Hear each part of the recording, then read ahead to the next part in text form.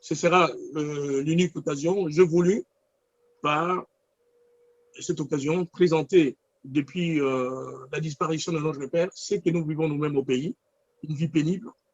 Nous espérons, c'est-à-dire déjà là, moi, la personne, c'est-à-dire Patrick Lumumba, qu'on a accusé à tort d'une rébellion dans notre pays, nous voulons seulement attirer l'attention et nous souhaitons, nous tenons à travailler dans notre pays, dans la lettre que notre père avait laissée, qui est lettre à Pauline, il dit à mes enfants que je laisse, je veux qu'eux aussi puissent participer.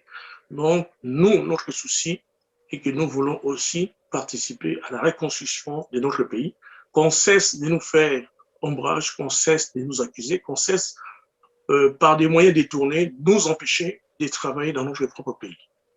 Les Centrafricains ont des drones que les Russes viennent les donner, militaires. Chez nous, on nous interdit. Or, aujourd'hui, nous avons le président Félix Tshisekedi. Nous pouvons tout d'abord les avoir, parce que nous ne pouvons pas tout le temps perdre nos frères et sœurs et Kinshasa reste sourd et muet. J'ai dit, tous les rwandophones doivent quitter l'armée, la police et la sécurité. C'est notre droit. Dans les autres pays, on l'a fait aux États-Unis, personne ne condamne. Nous, ce sont ces gens-là qui sont dangereux. Ils sont toujours à la frontière. Deuxièmement, nous achetons des drones. Les Rwandais attaquent, nous l'attaquons juste à Kigali. Ouganda attaque, nous attaquons juste en TB. Nous sommes capables. Non, on ne peut plus. C'est-à-dire, si on touche, moi je dis, c'est ce langage. On doit aller jusqu'à la capitale. On a les moyens. Tous. C'est-à-dire, en 2 jours, on fait fuir Kagame. En 2 jours, on fait fuir Museveni. C'est-à-dire, à ce moment-là, on touche seulement la frontière. Un seul Congolais. Voilà. Je ne veux pas de discours. Je vous dis, on n'a jamais, moi je n'ai jamais parlé à mes enfants de mon père. Parce que je peux lui dire? Je peux vous le dire, entre nous, enfants de Lumumba, on ne parle jamais de notre père. C'est-à-dire, nous assistons, on nous matraque avec des films. Si tu vois quelqu'un, on dit style mémoire coloniale, quelqu'un dit j'ai la dent, est impuni. Et c'est l'occasion également que nous puissions nous dire, avec nos enfants, petits-enfants, qui sont une centaine, l'occasion pour que nous puissions nous rendre au pays et dire nous mettons fin à un événement qui n'aurait jamais eu lieu. Si ces Belges n'ont pas eu l'occasion d'arracher, parce qu'il y a 2 dents, il n'y a pas une seule dent, il y a 2 dents, il y a un doigt, arracher et venir en faire un trophée en Belgique. Non, c'est nous, je dis, il y a nous, il y a également au niveau de la famille, nos enfants, ils sont là. L'État, c'est-à-dire pourvoir pour leur présence au pays, ils seront bien présents. Oui, très émotionnel. Je sens en vous, alors je préférais arrêter ici pour ne pas vous amener plus loin. L'assassinat d'un diplomate, c'est un seul, mais chaque jour, nous mourrons. Chaque jour, les gens chavirent dans les bateaux, dans les baleinières. Mais qui sommes-nous si nous ne pourrons pas prendre des mesures drastiques et urgentes face à tout étranger qui est sur notre territoire? Exactement. Selon votre analyse, vous êtes un peu intransigeant. Vous êtes sans ignorer que Patrice Lumumba et Félix Antoine Tshisekedi, ils sont non violents. Hein? Donc, je ne vois pas. Ah non, ça c'est la défense.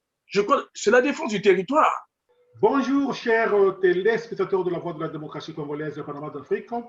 Merci de nous joindre dans notre émission hebdomadaire intitulée Analyse et décryptage de l'actualité africaine et de sa diaspora, animée par votre serviteur de tout le temps, Don Kayembe, depuis New York City, sur la Voix de la démocratie congolaise Panama d'Afrique. Nous vous informons qu'aujourd'hui, nous avons une émission spéciale avec un invité spécial. Le thème principal de notre émission avec cet invité est RD Congo, attaque à Kisangani, Guy Patrice Lumumba cité, à qui profite cette manœuvre. Et notre sous-thème de cette émission est bientôt une sépulture pour le premier ministre de la République démocratique du Congo, Patrice Emery Lumumba, assassiné le 17 janvier 1961 avec ses compagnons Joseph Okito et Maurice Mpolo. Que va-t-il se passer? Nous allons en parler avec Guy Emery Lumumba. Notre confrère Kevin Inana de Radio Okapi a signé un article le 19 février 2021 intitulé « Urgent, un fils Lumumba parmi les auteurs de l'attaque de Kisangani ». Le gouverneur de la province de la Chopo, Louis-Marie Wale Lufungula, a présidé le conseil de sécurité après l'attaque de la ville de Kisangani, plus précisément dans la commune de Makissi, par les miliciens armés. Le bilan de cette attaque dans la journée a été dévoilé. Le bilan provisoire est de 3 morts, dont FRDC et un assaillant, 3 blessés, dont 2 côtés armés, et 17 miliciens capturés avec leurs dépendants, c'est-à-dire 9 femmes et 10 enfants. Parmi les assaillants maîtrisés, Guy Lumumba, le dernier fils de Patrice Emery Lumumba. Et enfin, ils disent la situation dans la ville est calme. Bonjour Guy Patrice Lumumba. Merci beaucoup, monsieur le journaliste. Je vous remercie. Bonsoir. Je tiens à signaler ici que vous êtes le benjamin de la famille du premier ministre assassiné en 1961 en République démocratique du Congo par les impérialistes. La présentation de cette émission se fera par votre serviteur de tout le temps, Don Kayembe, depuis New York City, avec la collaboration rédactionnelle Yves Lodonou de la radio Campus à Bruxelles et de Maurice Moutawakilo Grigri à Morin, qui est notre collaborateur en Belgique. Conception et réalisation de l'émission, La Voix de la démocratie congolaise au Parlement d'Afrique, et la diffusion sera faite sur www.lavdc.net. Notre rédaction reçoit aujourd'hui Guy Patrice Lumumba, présumé accusé selon les sources officielles. Il faut rappeler que ce dernier n'est même pas présent sur le territoire national au moment de fait. Nous allons nous entretenir avec notre invité Guy Lumumba dans cette émission pour cerner de quoi est-il question. Nous aborderons également d'autres dossiers chauds actuellement ouverts, notamment sur le reste de son père et l'actualité générale de la République démocratique du Congo. Nous allons aborder, comme je l'ai dit, une thématique principale suivie de la sous-thématique et nous terminerons avec les questions d'actualité. Monsieur Guy Patrice Lumumba, j'ai une question d'entrée les jeux. C'est vraiment une question personnelle d'abord. Nous avons constaté que la famille Lumumba, vous tous, nous voyons François Lumumba, Laurent Lumumba, Guy Lumumba, vous n'avez pas de poste, non, donc vous n'avez pas vécu la mobilité ou quoi? Bonsoir de Kayembe. Non, nous tous, nous portons ce qu'on appelle les prénoms d'authenticité. Qui nous avait été donné en 1972. François l'aîné, c'est Tolenga. Et puis, on a Julien, c'est Abato. Et nous avons Roland Okito. Et moi, c'est Oleko Omanyama. Okay. Nous les avons, mais d'autant plus que les régimes de Mobutu lui-même est revenu. Il commençait à porter lui-même des costumes. Les gens ont repris leurs prénoms. Alors, ce n'est que les enfants qui sont nés à partir de 73, eux n'avaient pas de prénoms. Mais quand on répond Guy Patrice, c'est mon prénom que j'ai eu à mon enfance. Exact. Alors, nous avons l'actualité qui a fait que nous avons cherché vraiment comme l'épine dans le sable pour parler, puisque nous sommes tous concernés par ce nom précieux de Patrice Emery Lumumba, qui risque d'être entaché par certaines velléités. Alors nous avons dit que non, comme le nom de la personne a été cité, que la personne est saisissable, qu'on parle avec vous. Alors ma question est celle-ci, Monsieur Guy Emery. Kisangani a fait l'objet d'une attaque armée. Des assaillants ont été arrêtés et, chose curieuse, après un conseil de sécurité provincial, notre confrère de Radio Okapi vous a cité nommément dans un article comme acteur de cette attaque. Nous savons que vous n'êtes pas sur place au pays, vous vivez en Occident où vous résidez avec votre famille. Dites-nous quelle a été votre réaction en lisant l'article de Radio Okapi, M. Guy Lumumba. Merci beaucoup, Don Kayembe. La première réaction a été, c'était les matins que j'ai été appelé par un ami qui est journaliste. Il voulait tout d'abord s'assurer que je suis ici à Paris. Et quand il m'a eu, tout de suite, il a éclaté des rires en me disant, mais écoute, on vient de t'arrêter à Kisangani où tu es à la tête d'une rébellion. Tu as voulu faire fuir le gouverneur et prendre sa place. Bon. Il m'a dit, écoute, à ces moments-là, je vais t'envoyer plus ou moins les liens. Parce qu'il n'y avait pas encore les communiqués du gouvernorat. Les communiqués du gouvernorat est sorti les soirs. Voilà. Et c'était vers 18 h que je reçois à ce moment-là un autre appel de Lubumbashi pour me dire, ça dit tout d'abord, ça dit les appels, c'était pour confirmer si je suis bien chez moi. Donc les gens qui possédaient mon téléphone, ils m'ont appelé, c'est-à-dire Lubumbashi m'a appelé pour me dire, on veut savoir où tu es. Je dis, mais je suis bien à Paris. Et à ce moment-là, il me dit non. Alors, il y a une bourde, c'est Wale, le gouverneur, qui nommément t'a cité dans un document que j'ai. Et là, on m'a balancé. Donc, il était vendredi soir, mais à partir de cet appel, je crois que c'était jusqu'à 2 h du matin, et il y a eu tout le monde qui était affolé, qui m'appelait. Voilà comment moi j'ai pu vivre les premiers jours une accusation de là où d'un fait, d'un crime que je n'ai pas commis. Oui, dommage. Alors, selon vous, pourquoi cherche-t-on à vous associer à cette forfaiture? Bon, moi, je vais vous donner, M. Don Kayembe, la lecture que moi j'ai également du pays, que beaucoup d'entre vous, hein, c'est-à-dire il y a nos frères, sœurs et parents congolais et bien d'autres qui n'ont jamais pu la voir. Quand je dis ceci, ce n'est pas la première fois que cela m'arrive. Je dirais même que c'est la 4e fois. Mais les 3 autres fois, cela n'a pas été également évoqué.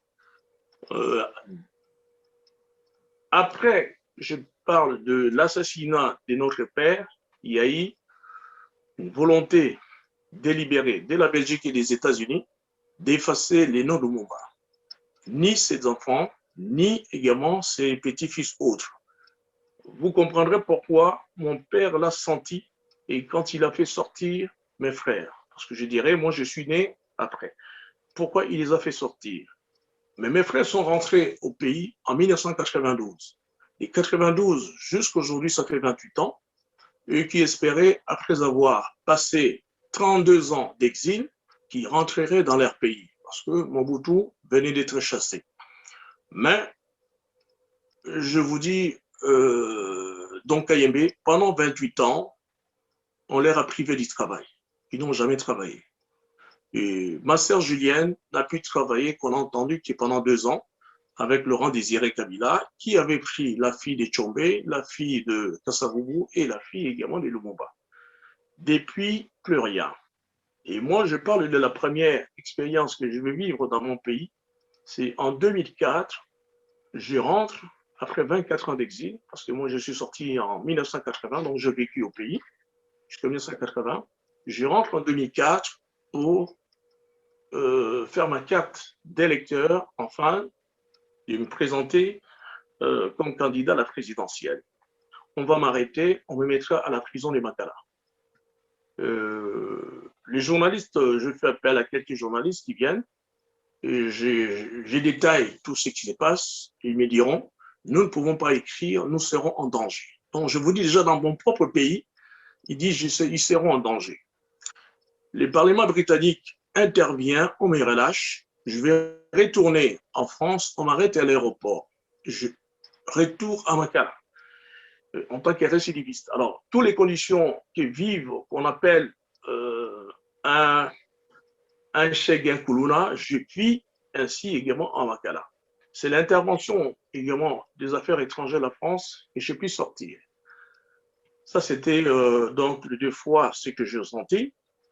Et revient en 2011, il y a une attaque, c'est-à-dire l'armée régulière attaque le secte Nzamé Malamou à 173 km de Kisangani. Et là, ils vont arrêter le chef qui s'appelle Moïse le Libérateur. Mais dans l'article qui est apparu à Kisangani, et c'est bien écrit, Guy Lumumba a pris fuite. Donc, j'étais parti là-bas pour alimenter encore une rébellion. Mais c'était bien avant, à quelques mois de la présidentielle de 2011. Par cette accusation, on cherchait, c'est-à-dire si je rentrais pour 2011, je serais déjà arrêté à l'aéroport de Njili. Bon, ça c'est la 3e fois. La 4e, et aujourd'hui, nous avons vu, avec l'arrivée de Félix Tshisekedi au pouvoir, il a essayé d'aménager plus ou moins un gouvernement dont il se rend plus ou moins apte de pouvoir gouverner seul. Il y a 4 mois de cela, moi j'avais écrit officiellement au président de la République en lui expliquant en 2006, j'avais refusé de travailler avec Kabila parce qu'ils avaient pris les armes. Je ne peux jamais travailler avec ceux qui ont fait couler les sangs des Congolais. Et que par conséquent, j'approuve Saveli au pouvoir et je pourrais travailler avec lui. Donc, je lui fais également un document de 21 pages où j'explique ma vision qui était à l'époque du Congo et comment nous pouvons arriver, c'est-à-dire les grandes lignes ou les priorités également du pays. Donc, je lui enjoins en disant, Monsieur le Président, je suis disponible pour pouvoir entrer travailler au pays. À mon grand étonnement, à une semaine, on peut dire, à quelques 10 jours de la formation du nouveau gouvernement, c'est là qu'apparaît une attaque des rebelles et dont mon nom est cité. Donc pour moi, je conclurai qu'il y a une volonté manifeste à ce que les enfants de Lumumba ne puissent jamais, ou grand jamais, travailler dans les pays. Oui, en tout cas, ça fait très mal, hein. C'est vraiment marrant, une histoire vraiment rocambolesque. Alors, quand ceci est arrivé, comment votre famille a réagi aussi? Au niveau de ma famille, je peux également expliquer, il n'y a jamais eu une politique familiale. Je parle de tous les hommes politiques congolais qui ont également leurs descendants. Chacun de nous a son orientation. Et pour moi, j'ai toujours milité pour l'avènement de la démocratie de mon pays. Et à l'extérieur où je suis, donc j'œuvre également avec beaucoup également des Congolais. Donc ma famille, pour eux, en premier lieu, ils ont cru que c'était vraiment moi. Parce qu'ils s'en sont plaints auprès des autorités. Et après vérification, ils ont compris, bon, je suis en France. C'est ça. Alors, donc on avance. Est-ce que vous avez pris contact avec les officiels de Kisangani, c'est-à-dire le maire, le gouverneur, et puis vous avez aussi contacté Radio Okapi qui a écrit cette nouvelle? Mais tout d'abord, c'est la légèreté avec laquelle a traité l'autorité provinciale, qui est les gouverneurs. On ne peut jamais, c'est-à-dire quand on arrête une personne qui porte les mêmes noms et se déclarant fils, on fait des vérifications. J'aurais pu faire ces vérifications à Kinshasa et également au niveau de la photo. On aurait pu dire un prétendu. Donc, à partir du moment où ce sont eux qui se sont engagés, qui m'ont accusé, c'est à partir de Kinshasa qu'est venu mon secours. Parce que les autorités à Kinshasa, et ce sont eux qui m'ont appelé. Parce que souvent nous échangeons, ils m'ont appelé, et ils m'ont dit, nous allons à ce moment-là téléphoner le gouverneur, il doit présenter des excuses à la famille et qu'il puisse faire un démenti. Mais moi-même, j'ai envoyé un avocat à Kisangani, qui est parti à la radio Okapi, Et à l'issue de cet échange, j'ai fait une déclaration démentie, c'était le vendredi, mais les communiqués sont sortis le lundi à la radio Okapi. Oui, j'ai suivi ça. Alors, quand vous dites que les autorités du pays sont intervenues, vous faites allusion au président Félix Antoine Tshisekedi ou bien? Oui. Ok, donc ça c'est bon. Alors, vous êtes sur une bonne pente dans ce cas-là. Monsieur Guy Patrice Lumumba, vous savez qu'en Afrique, dans ce genre de dossiers, les présumés accusés sont considérés toujours comme des potentiels coupables avant même tout jugement. Cela veut dire qu'à l'heure où nous échangeons avec vous, il subsiste de fortes chances que vous soyez arrêté et détenu une fois que vous mettez vos pieds dans votre pays, en République démocratique du Congo. Comment comptez-vous affronter cet état de fait? Tout simplement, ce que vous dites est vrai. J'ai évoqué en 2011 ce qu'ils ont fait en m'accusant, c'est-à-dire il y a toujours des journalistes qu'on paye afin qu'ils puissent glisser dans l'article. C'est là, donc en 2011, si j'ai m'hasardé à aller au pays, je serais déjà arrêté. Mais il y a un changement notable avec l'arrivée de Félix Tshisekedi. Quand je dis, durant tout ce temps qu'il était également ici en exil, donc c'était en Belgique, souvent j'allais en Belgique. Donc nous nous connaissons. Et quand on se connaît et qu'on puisse échanger par des personnes également interposées, ils ont eux-mêmes vérifié. J'ai dit, ce sont eux-mêmes qui m'ont appelé pour m'assurer qu'ils sont au courant, ce n'est pas moi.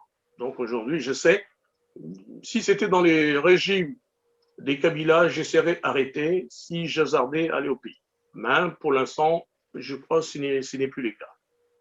Mais alors, quand vous dites que si c'était le régime de Kabila, vous seriez dans des pétrins, mais les Kabilistes, le Kabila père surtout, il s'est déclaré lumumbiste, non? Mais on a toujours utilisé le nom de Lumumba pour faire son fonds de commerce.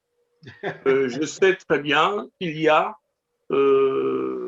certaines personnes, durant les temps qu'ils étaient en exil, et j'étais avec eux, on militait nous tous dans un même parti qui était le MNC. En général, donc ces gens se disaient également le bombiste. Mais, monsieur Don Kayembe, il y a une différence aujourd'hui. C'est-à-dire tout le monde qui peut être, si on prend également Roger Lumbala, il s'est dit également le bombiste. On prend, mais qu'est-ce qu'ils ont fait? Ils ont pris les armes. On prend ceux qui ont accompagné également les Abdel, qui se disent également le bombiste. Mais ça, c'est pour tromper également l'opinion et la population. Voilà, les résultats, si on dit également les lumumbistes, de 1997 jusqu'en l'an 2018, ils ont quitté les pays. Comment ont-ils laissé les pays? Est-ce que Lumumba pouvait-il gérer ces pays et les laisser dans cet état-là? Où on trouve les jeunes, comprends, sans emploi, les enfants qu'on retrouve dans la rue. Il y en a qui vivent dans des cimetières. Nos parents qui ont travaillé honnêtement, sans retraite, les soldats qui vivent en guenilles, mais toutes les concessions minières sont vendues. Tout, tu comprends? Donc les Congolais vivent une vie misérable dans son propre pays. Ce ne sont pas les lumumbistes. Parce qu'un lumumbiste ne prend jamais les armes pour prendre les pouvoirs. Et lui-même, Patrice Emery Lumumba, n'a pu également les démontrer. Mobutu a pris les armes, les Kabila ont pris les armes. Mobutu est resté durant 37 ans et vous ajoutez les Kabilistes de 1997 jusqu'en 2000, on peut dire 18, donc ils ont totalisé 21 ans. Nous avons vécu 58 ans avec deux régimes armés qui viennent avec les armes. Donc, regardez aux États-Unis du temps où il y avait Al Capone. Qu'est-ce qu'il régnait avec quoi? Avec les armes. Quelle loi faisait-il? Les raquettes, hein, sa volonté. Et nous l'avons vécu. Nous avons des générations de nos aînés. Quand tu prends aujourd'hui quelqu'un qui a 65 ans, comprends, et moins, mais ils n'ont pas pu travailler, ils n'ont même pas de maison, ils vivent encore chez eux. Tu prends la génération sous, quand Kabila Abdel arrive, combien d'entre nous ont pu réaliser les rêves de vivre en père de famille, travailler honnêtement? Non. tous ces temps-là, moi j'ai dit, là où ils font des déclarations en disant nous sommes des lumumbistes, ben, je dis, un lumumbiste, c'est accède au pouvoir par les urnes. Il ne prend jamais les armes pour verser les sangs du peuple congolais. Voilà comment moi j'ai résumé cela. Exact. Alors, avant de passer sur un autre chapitre, je veux un peu poser une question de curiosité. Vous êtes prêt à aller travailler avec M. Félix Tshisekedi si jamais il faisait appel à vous? Et en quelle capacité? Quelle capacité? Ce qui m'a intéressé à mon retour, c'est-à-dire du pays, à mon retour depuis 2017, il lui semblerait les plus grands problèmes que beaucoup de politiciens de notre pays ont tout d'abord ignoré, c'était tout d'abord la jeunesse. Et c'est la formation professionnelle pour les adultes. Dès 1960, au niveau de l'éducation nationale, a été axé sur les colons. Donc, on a beaucoup formé les diplômés qui ne peuvent que travailler dans les bureaux. Et tous jusqu'à aujourd'hui. Mais on a semblé oublier du côté technique. Et c'est ce côté technique où je trouve qu'il faut rapidement mettre en place des centres de formation dans l'étendue du pays, afin que nous puissions résorber les gens qui n'ont pas eu la chance, qui ont subi les dictatures pour pouvoir travailler. Je montre seulement, quand nous étions encore au pays, du temps d'Isaïe, on nous envoyait des photos, des films de guerre en Europe, Première Guerre mondiale, Deuxième Guerre mondiale. On a vu des bombardements, des villes bombardées. Dans les années 80, nous sommes venus en Europe, mais toutes ces villes étaient également construites. Jusqu'à aujourd'hui, il n'y a plus rien. Mais il n'y a pas, il y a quoi? Parce que la même situation, quand ils ont pris les pouvoirs, enfin, après la Seconde Guerre mondiale, les Occidentaux, ils ont misé sur la formation professionnelle. Donc, ils ont dit les BTP en premier. On va former les maçons, les menuisiers, les électriciens, tous ces corps. Nous devons tout de suite commencer à reconstruire les écoles, les hôpitaux, les logements. Et on voit jusqu'à aujourd'hui. Donc, je parle également chez nous, depuis le départ des Belges, on verra les constructions qu'ils ont laissées, les deux dictatures n'ont rien fait. Il est temps à ce que nous puissions résorber rapidement dans tout l'étendue de la République, ouvrir des centres et ce jeune et que l'État puisse donner du travail. On verra également, même en matière de transformation, hein, nous importons du poulet, nous importons de tout, mais nous devons... Non, c'est pourquoi je dis nous devons former rapidement les jeunes en 2 mois pour qu'ils puissent faire l'élevage, que ce soit au niveau des bœufs, des poules, la pêche autre. Je parle tout et pour la formation. Donc, il y en a beaucoup de 16 ans à 50 ans au Congo. Tu trouves beaucoup, des millions de personnes sans formation. C'est pourquoi je dis, moi, dans mes projets que j'ai ajoutés, et c'est celui-là que j'ai envoyé également au président Félix Tshisekedi en disant voilà les domaines dans lesquels que moi je souhaite les faire. Dans tout, c'est-à-dire quand vous descendez en Gili, vous faites la voiture, mais vous allez voir beaucoup de gens, tu comprends, qui marchent.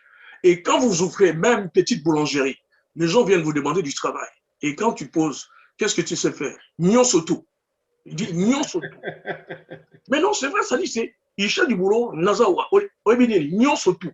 Donc, ils te disent Nyon surtout. Donc, au niveau manuel, nous pouvons encore le faire. Voilà les domaines qui me touchent beaucoup et qui est réel. Très sage, monsieur Guy. Je suis très flatté. Je n'ai jamais entendu des gens dire ça. Je suis très, très flatté avec ça. Alors, nous continuons un peu. Revenons d'abord à la relation entre Belgique, famille Lumumba, votre famille, et la RDC. Donc, il a été annoncé que le reste ou les reliques, selon les Belges, seront retournées à votre pays et à votre famille. L'actuel chef de l'État, Félix-Antoine Tshisekedi, a prévu la date du 30 juin 2021, soit 60 ans après les triples mètres entre votre père et ses comparses, François Okito, Maurice Polo et le premier ministre du Congo, Patrice Emery Lumumba, pour une cérémonie d'inhumation officielle. Quelle est votre appréciation de toute cette préparation? Je vais également expliquer la Belgique, hein, parce que c'est les propos tenus par également la Belgique officielle, ça a été annoncé,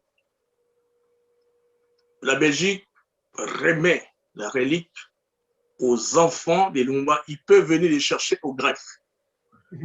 Monsieur Kayembe, je n'ai jamais vu, que ce soit aux États-Unis et en France, une personne même qu'on ait pu les déterrer, la justice vous dira, venez, on vous les met dans un coffre, on vous les remet.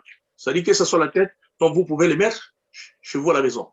C'est ce que la Belgique a cru. Donc, nous allions en Belgique, au greffe, c'est-à-dire moi, je suis ici, je partais avec mon passeport, on me les remettait, et la Belgique allait dire, nous avons remis aux enfants du Lumumba. C'est après cette annonce que mes frères qui sont sur place ont écrit au chef de l'État pour lui faire comprendre, il n'est aujourd'hui, c'est là, bien que la Belgique ait utilisé ces termes, mais notre père est mort en fonction. Les 16 janvier, hein, dans les manuels, parce que les 16 janvier, il y a eu Kassavou, il y a eu Mobutu. À 16 janvier 1961. Les 16 janvier 61, oui. Ils étaient à la prison de Tisville. Ils sont partis, il y a eu mutinerie. Dans les écrits, on n'en parlait pas. Parce que c'est à partir du 16 janvier qu'il y a eu la responsabilité d'assassiner Polo Okito Lumumba. Les 16 janvier, il y a Mobutu, Kasavubu, ceux-là, je signe, ils sont devant la prison. Ils sont en face de Lumumba. On lui demande de signer sa destitution et il sera libre. Il leur dit, mon pouvoir, je l'ai obtenu du peuple. Je n'ai pas de vous, je ne signe rien du tout. Et c'était jusqu'au 16 janvier soir. Et c'est les matins qu'on les amènera jusqu'à Lubumbashi pour les assassiner. Donc, notre père, jusque-là, est mort dans les fonctions officielles. Et c'est là également nous sommes partis voir le président Félix Tshisekedi en lui disant les problèmes qui se passent en Belgique, ce n'est pas nous. Enfin que nous venons vous les soumettre et que vous puissiez en occuper. C'est à ce moment-là qu'on a vu également les présidents s'en charger et déclarer que le 30 juin de cette année aura lieu cette cérémonie qui, jusqu'à présent, la façon que cela se prépare, nous sommes encore en discussion. Nous ne voulons pas que cela soit quelque chose de caché entre nous et le président Félix Tshisekedi. Il faut également que le peuple soit au courant de ce qui s'est passé, ce qui s'est dit. Si nous pouvons retarder ou repousser cette cérémonie. Pourquoi? Parce qu'il n'y a pas encore d'entente là-dedans.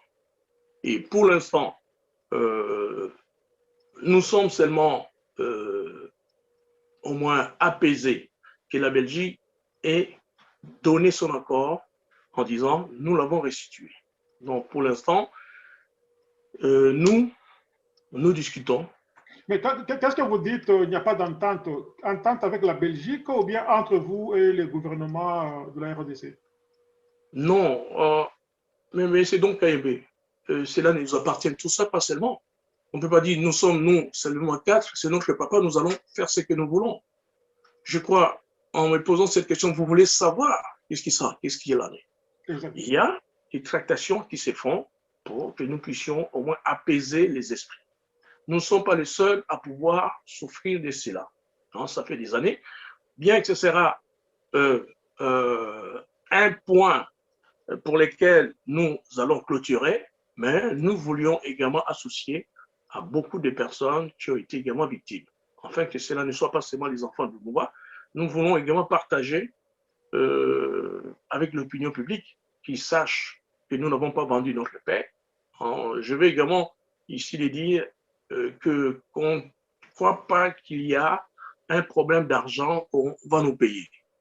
Non, pas du tout. Parce qu'il n'y a pas d'histoire de la justice. Je voulais dire que le Lumumba ne vous appartient pas. Il est un héros national et aussi africain et aussi mondial, puisque tout le monde en parle. Vous voyez, si vous allez en Belgique actuellement, on est en train de débaptiser certains espaces et certaines avenues Lumumba. Donc, Lumumba appartient à tout le monde. Et comme vous venez de le dire, donc, tout le monde doit savoir ce qui se passe et dans une transparence totale. Ça, c'est une bonne démarche. Je crois que tout le monde vous appuie et ça serait une bonne chose que tout le monde soit associé de loin ou de près dans ce que vous faites. Grand merci beaucoup, Monsieur Guy Emery. Alors, cette annonce a été annoncée avec beaucoup d'envergure, tant au pays qu'en Belgique. Les gens veulent savoir plus. Qu'est-ce qu'à ce niveau ici, vous pouvez dire aux gens, puisque vous dites, s'il faut ajourner, vous pouvez ajourner la cérémonie. Qu'est-ce qui bloque beaucoup pour que vous ne soyez pas encore sûr de l'événement et il ne vous reste que 4 mois? Je dirais, il y a eu tout d'abord la volonté du président. Il a annoncé le 30 juin. Mais je dis, pour l'instant, si rien n'est dit, c'est parce que moi, je dis, moi, personnellement, il y a 2 points pour lesquels je ne suis pas d'accord. Hein, dans le sens que nous devons, c'est encore en discussion pour que nous puissions les clarifier. Lié on puisse s'associer également d'autres personnes qui puissent également faire préparer cet événement-là. Voilà pourquoi je ne pourrais pas pour l'instant en dire plus, mais seulement nous avons des points de friction. Tout d'abord, en disant nous avons au niveau de la famille, il n'y a pas que nous. Ceux qui ont souffert, c'est également tous les parents, hein, tous les frères, autres qu'on appelle les cousins, nous sommes également, nous avons souffert. Nous avons également la communauté Tétela qui en ont souffert. Jusqu'à présent, ils ne sont pas au courant, rien du tout. Hein? Donc cette affaire, c'est faite à 3 personnes. Mes frères ont vécu durant, on peut dire, leur enfance en expansion. Ils sont retournés au pays. Ils ne savent pas qu'est-ce que c'est les traditions. Même quand on appelle au comprendre. Ce sont des choses où moi, mon souci, c'est de partager, de faire, parce qu'il y a cette pression hein, au niveau également de cette communauté qui disent nous voulons également être associés. C'est là, on pourra peut-être dans 1 ou 2 mois trouver une entente afin que la cérémonie du 30 juin ait lieu dans un esprit apaisé. Exactement. Alors là, c'est très bien, donc vous êtes très ouvert, c'est une bonne chose. Non, nous avançons, alors parlons un peu de la RDC maintenant, nous avons parlé de ces situations et je sens un peu de l'émotion dans vous. Maintenant, parlons de la RDC. La RDC, votre pays, fait face à une insécurité grandissante et récemment, le lundi dernier, le 22 février 2021, le convoi de l'ambassadeur italien Luca Antonasio a été attaqué. Et ce dernier était dans un convoi de programme mondial alimentaire qui a été pris en embuscade, dans lequel il est tombé victime des miliciens du Nord Kivu. Lui et son chauffeur seront tués. Ce n'est pas la première fois que des diplomates sont assassinés dans votre pays, la RDC. Il y a également le rapport mapping qui n'est pas mis en œuvre à ce jour, M. Guy Patrice. Finalement, quels sont les auteurs de ces ignobles assassinats, meurtres, mutilations, etc., qui dérangent beaucoup ce pays-là? Alors, moi, je reviens un peu en disant, lors de la Seconde Guerre mondiale, il y avait des Japonisants il y avait la nationalité américaine. Quand les États-Unis sont entrés en guerre avec le Japon, ils ont pris tous les natifs japonais, on les a parqués dans un désert, en disant, on ne sait jamais, ils peuvent avoir des sympathies avec le Japon. Nous avons dans notre armée, dans la sécurité, dans la police, des Rwandais, des Tutsis, et qui sont là-dedans. Nous sommes les seuls problèmes que nous avons avec les Tutsis. Parce qu'en Ouganda, il y a les Tutsis. En Rwanda, il y a les Tutsis. Nous devons appliquer la même chose. Dans l'armée, dans la sécurité, dans la police, on sort tout Tutsi, tout Rwandais. Nous connaissons nos forces, nous connaissons nos liens de naissance. Nous devons les sortir pour que nous puissions trouver une solution. La première chose. Deuxièmement, du temps de Kabila, on a parlé des drones. Parce que tous ceux qui étaient avec Kabila, c'était des nains devant les Occidentaux. Hein, je l'ai dit. Personne n'a osé dire, aujourd'hui, nous pouvons, notre armée, acquérir des drones On voit les États-Unis sous Obama, la guerre qu'il a menée du côté d'Asie, c'était avec des drones. Ça tuait. Tout autre, on voyait. Les Centrafricains ont des drones que les Russes viennent les donner, militaires. Chez nous, on nous interdit. Or, aujourd'hui, nous avons le président Félix Tshisekedi. Nous pouvons tout d'abord les avoir. Parce que nous ne pouvons pas tout le temps perdre nos frères et sœurs et Kinshasa reste sourd et muet. J'ai dit, tous les rwandophones doivent quitter l'armée, la police et la sécurité. C'est notre droit. Dans les autres pays, on l'a fait aux États-Unis, personne ne condamne. Nous, ce sont ces gens-là qui sont dangereux. Ils sont toujours à la frontière. Deuxièmement, nous achetons des drones. Les Rwandais attaquent, nous l'attaquons juste à Kigali. Ouganda attaque, nous attaquons juste en TB. Nous sommes capables. Non, on ne peut plus. C'est-à-dire, si on touche, moi je dis, c'est ce langage. On doit aller jusqu'à la capitale. On a les moyens. Tous. C'est-à-dire, en 2 jours, on fait fuir Kagame. En 2 jours, on fait fuir Museveni. C'est-à-dire, à ce moment-là, on dit, on touche seulement la frontière. Un seul Congolais, voilà. Je ne veux pas de discours. Je ne veux pas voir les Américains. Les Américains sont à Kigali. Il y a l'Africom à Kigali. Ils veulent cette partie. Ils ont besoin des concessions minières, mais ils ne l'auront pas. Nous sommes adultes. L'Amérique aux Américains, les Congos aux Congolais. Et c'est nous qui avons décidé pour l'histoire de sécurité. Nous avons les jeunes. Faisons également de l'autodéfense. Donnons les armes aux jeunes. Ils sauront eux-mêmes également, il y avait des services nationaux en France. Nous pouvons mettre aussi des services nationaux, de façon à ce que les jeunes, demain, puissent eux-mêmes dire, avant que l'armée nationale vienne, nous pouvons répliquer. Voilà comment, quand je vois les problèmes de l'Est, l'assassinat d'un diplomate, c'est un seul, mais chaque jour. Nous mourons, chaque jour, les gens chavirent dans les bateaux, dans les baleinières.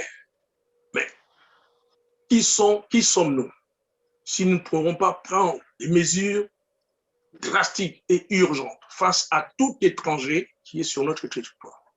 Exactement. Selon votre analyse, vous êtes un peu intransigeant. Vous êtes sans ignorer que Patrice Lumumba et Félix Antoine Tshisekedi, ils sont non violents. Hein? Donc, je ne vois pas... Ah non, ça c'est la défense. C'est la défense du territoire. Pourquoi nous avons une armée? Même la Suisse. Allez en Suisse, ils ont des armes. Tous Suisses à l'arme. J'ai vécu en Suisse. Ils ont des armes dans la maison. On fait les services militaires jusqu'à l'âge de 50 ans. Je comprends, c'est on aura les armes. Mais je crois aujourd'hui, demandez des Congolais qui sont en Brazza. Combien on a tué? On a refoulé. Nous avons en Angola, pareil. En Zambie, pareil. Au Rwanda, pareil. Je crois les devoirs également du chef de l'État ou de l'État-major, c'est de défendre les territoires tout congolais. Donc quand je dis, on touche à un, nous faisons, d'accord. Alors, abandonnons d'abord cette partie-là. Parlons un peu de l'actualité, ce qui se fait actuellement. Après les consultations, l'Union sacrée de la nation et la facilitation, les changements du bureau de chambre et du Sénat, le chef de l'État, Félix Antoine Tshisekedi, a nommé un nouveau Premier ministre du nom de Sama Lukonde Kyenge. Quelle est votre lecture de la situation sociopolitique à 3 ans de la fin de quinquennat du président Félix Antoine Tshisekedi? Moi, je suis déjà satisfait de la nomination du nouveau Premier ministre. Et j'ai espoir, c'est que nous puissions voir des personnalités qui viendraient avec un programme pour pouvoir diriger. J'ai dit, il y a la continuité de l'État. Hein, il n'y a pas que les 3 ans. Il y a certains programmes qu'on peut également mettre en place. Je crois les programmes qui sera pour moi également les très importants et la formation professionnelle parce que tous les gens qui vont dans toutes les provinces, ils disent « Tolingi Misala », nous voulons les sociales. Or, ce n'est pas un pays communiste. Le seul, prenons l'argent public que nous puissions faire des centres. Les 2 milliards qu'on a voulu donner aux enseignants gratuitement, c'est une dette. Je préfère que les 2 milliards on ouvre les centres de formation. Qu'il y ait beaucoup de jeunes qui soient là-dedans et au bout de quelques temps, nous aurons plus ou moins la paix sociale. Parce que quand il y a la formation, il y a du travail, il y a également au niveau une baisse de l'inflation. La deuxième, je parle des réformes qui sont les plus importantes. Beaucoup de mafieux dans l'administration. Tout le temps, des détournements des millions. Hier, on vient encore de trouver 12 millions. Tu comprends? quelqu'un avec des cheveux blancs, tout ça, des mafieux, c'est-à-dire, ils sont partout, même au sein de l'armée. La réforme de l'administration, nous sommes assez nombreux. Vous êtes aux États-Unis, nous voulons rentrer, nous sommes tout capables. Les bons investisseurs, ce sont les Congolais, indépendamment du sort des nationalités. Donc, la réforme de l'administration publique, afin que nous puissions dégraisser ou savoir, ce n'est pas l'administration qui crée des emplois, mais au niveau également faire travailler les pays. Donc, il y ait des réformes. Troisièmement, je dirais, nous devons veiller également aux personnes handicapées et faibles. Il y a beaucoup de nos parents qui ont travaillé. Honnêtement, ils n'ont pas de retraite. Il est temps à ce que nous puissions aussi penser à eux. Ne serait-ce que si on fait comme en France, on fait la loterie nationale, on puisse faire une loterie, c'est-à-dire nationale, et qui s'étend ses bénéfices. Nous puissions le faire pour les personnes âgées, en ce sens qu'on doit les assister au niveau de la maladie, au niveau également des logements. Ce sont nos parents. Nous en souffrons. On ne peut pas parler seulement de ça, mais ils sont là. Nous voulons voir aussi les handicapés, parce que les handicapés sont également victimes. Nous devons veiller également à eux et à toute forme. Je parle, voilà moi les 3 axes que je trouve le plus intéressants pour le prochain gouvernement. Bon, je ne suis pas là-dedans, ce n'est pas, mais au moins, je donne l'avis. Je dis, ce n'est pas la tête des personnes ni leur diplôme, mais c'est ce que nous annoncera parmi les grandes mesures qui va apaiser la population. Ok, alors, Monsieur Guy Lumumba, je suis presque à la fin de cette interview, mais je voudrais savoir, est-ce que les petits-enfants et arrière-petits-enfants de Patrice Emery Lumumba sont-ils attendus le 30 juin 2021 à Kinshasa également? C'est l'occasion à ce que nous puissions partir avec eux. Je vous dis, moi je n'ai jamais parlé à mes enfants de mon père. Parce que je peux lui dire? Je peux vous le dire, entre nous, enfants de Lumumba, on ne parle jamais de notre père. C'est-à-dire, nous assistons, on nous matraque avec des films. Si tu vois quelqu'un, on dit style mémoire coloniale, quelqu'un dit j'ai la dent, est impuni. Et c'est l'occasion également que nous puissions nous dire, avec nos enfants, petits-enfants, qui sont une centaine, l'occasion pour que nous puissions nous rendre au pays et dire nous mettons fin à un événement qui n'aurait jamais eu lieu. Si ces Belges n'ont pas eu l'occasion d'arracher, parce qu'il y a 2 dents, il n'y a pas une seule dent, il y a 2 dents, il y a un doigt, arracher et venir en faire un trophée en Belgique. Non, c'est nous, je dis, il y a nous, il y a également au niveau de la famille, nos enfants, ils sont là. L'État, c'est-à-dire pourvoir pour leur présence au pays, ils seront bien présents. Oui, très émotionnel. Je sens en vous, alors je préférais arrêter ici pour ne pas vous amener plus loin. Alors, nous sommes pratiquement vers la fin, Monsieur Guy Patrice. Quel est votre message à l'endroit du peuple congolais et de tous les Africains qui louent beaucoup et qui ont beaucoup d'admiration pour le Premier ministre Patrice Emery Lumumba, votre père? Nous dirons tout simplement, il y a, je ne sais pas si vous m'entendez parce qu'il y a, ce sera l'unique occasion, je voulus par cette occasion présenter depuis la disparition de notre père ce que nous vivons nous-mêmes au pays, une vie pénible. Nous espérons, c'est-à-dire déjà là, moi, la personne, c'est-à-dire Patrice Lumumba, qu'on a accusé à tort d'une rébellion dans notre pays, nous voulons seulement attirer l'attention et nous souhaitons, nous tenons à travailler dans notre pays, dans la lettre que notre père avait laissée, qui est lettre à Pauline, il dit à mes enfants que je laisse, je veux qu'eux aussi puissent participer. Donc, nous, notre souci est que nous voulons aussi participer à la reconstruction de notre pays, qu'on cesse de nous faire ombrage, qu'on cesse de nous accuser, qu'on cesse par des moyens détournés nous empêcher de travailler dans notre propre pays. Et le mot, j'aimerais peut-être qu'il y ait également la même émission que je viens de chez vous, peut-être dans les semaines ou dans les mois qui viennent, en disant au moins je suis rentré, je peux travailler dans mon pays. Exact. Alors, c'est comme vous le dites, je voulais le dire aussi dans ma conclusion. Espérons que nous allons vous retrouver encore très, très prochainement. Ce n'est pas la première fois ni la dernière fois que vous soyez ici. Donc, c'est le début du commencement. Alors, nous voudrions vraiment vous remercier d'avoir répondu positivement à notre appel pour passer sur cette antenne. Et je pense que beaucoup de Congolais vont vous suivre. Et nous allons encore recourir à vous, surtout après le 30 juin, pour faire encore la sommation de cette situation. Ce sera un deuil mondial, surtout africain, puisque partout les Africains en parlent. Alors, il ne me reste plus qu'à vous remercier et espérons que prochainement, vous aurez encore l'occasion de venir sans embâge.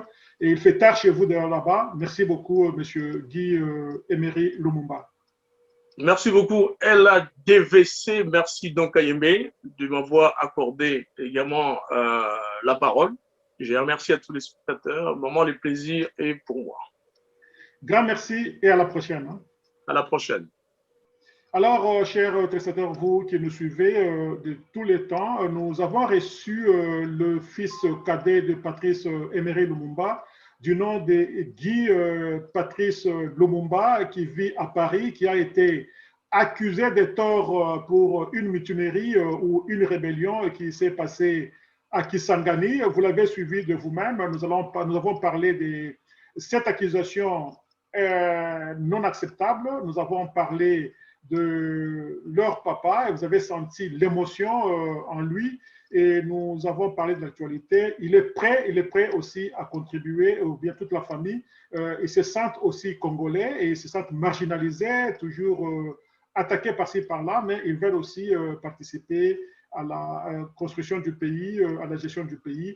Alors, nous disons grand merci à Yves Lodonou, qui est notre collaborateur de Radio Campus depuis Bruxelles, ensemble avec Maurice Bubli, Mouta Wakilo. Merci aussi Pascal Ntambwe, qui vit en Grèce, qui est notre technicien, informaticien, et pourquoi pas à toi, José Kapajika, depuis Kinshasa.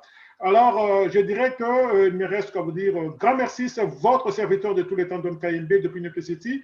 En attendant, comme toujours, ciao!